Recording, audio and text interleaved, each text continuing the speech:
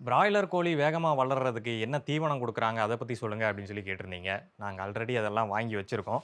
இது வந்து கோழிக்கான தீவனம். இது வந்து குஞ்சுக்கான தீவனம். இது போக மெடிசின்ஸையும் வந்து நாங்க வாங்கி வச்சிருக்கோம். இதுல மெஜாரிட்டியா சேரக்கூடியது மக்காச்சோளம். அதுதான் வந்து பேஸு. அதுதான் கார்போஹைட்ரேட். அதுதான் கோழிக்கு வந்து எனர்ஜிய குடுக்கக்கூடியது.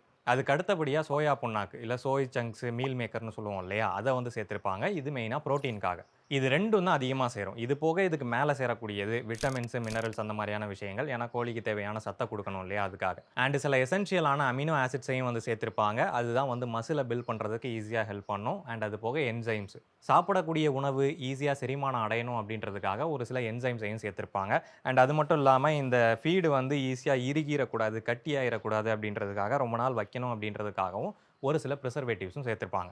பட் இது எல்லாமே வந்து எந்த கம்பெனி அந்த ஃபீட தயாரிக்குது? அது எதுக்காக ஃபோக்கஸ் பண்ணப்பட்டது? இப்ப பிராய்லர் கோழிக்குன்னா அந்த ஃபீடு ஒரு மாதிரியான மிக்ஸிங்ல இருக்கும்.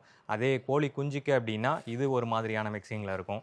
முட்டையிடக்கூடிய கோழி அப்டின்னா, அதுக்கான மிக்ஸிங் வந்து வேற மாரி இருக்கும். இந்த மாதிரி இதிலேயே பல்வேறு விதமான டைப் வந்து இருக்கு. அண்ட் இதெல்லாம் சீக்ரெட்டான விஷயம் ஒண்ணும் கிடையாது. இன்டர்நெட்ல நீங்க அடிச்சு பார்த்தீங்க அப்டின்னாலே, ஒவ்வொரு பிராண்டும் எந்த மாதிரி ஃபீட்ஸ வந்து தயாரிக்கிறாங்க அப்டின்றது ஆட்டோமேட்டிக்கா வரும். பட் கோழி பண்ண வச்சிருக்கவங்க வந்து அவங்களுக்கான ஃபீட்ஸ வந்து அவங்க செலக்ட் பண்ணிக்க முடியாது. அது வந்து அவங்க குஞ்சு எந்த கம்பெனிலேருந்து வாங்குறாங்களோ, அவங்களே தான் அந்த ஃபீட வந்து குடுப்பாங்க.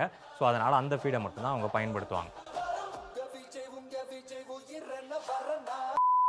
அண்ட் இந்த ஃபீட்ஸ் வந்து ரொம்ப ஸ்பெசிஃபிக்கா டிசைன் பண்ணியிருக்காங்க அப்படின்றதுனால, இத கோழி எந்த அளவுக்கு எடுத்துக்குதோ, அந்த அளவுக்கு மீட்டாவும் அத கன்வெர்ட் பண்ணணும். ஸோ அதுக்கு தகுந்தாப்புல தான் அந்த பண்ணைக்காரங்களுக்கு வந்து அமௌண்ட் கிடைக்கும். ஒரு கோழி 3 கிலோவுக்கான தீவனத்த எடுக்குது அப்படின்னா, அது வந்து 2 1/2 கிலோவுக்கான வெயிட்ட வந்து கெயின் பண்ணியிருக்கணும். இதுதான் கான்செப்ட். அத விட கம்மியா இருந்துச்சு அப்படின்ற பட்சத்தில அவங்களுக்கு குடுக்கக்கூடிய அந்த பேயும் வந்து கம்மியாகும்.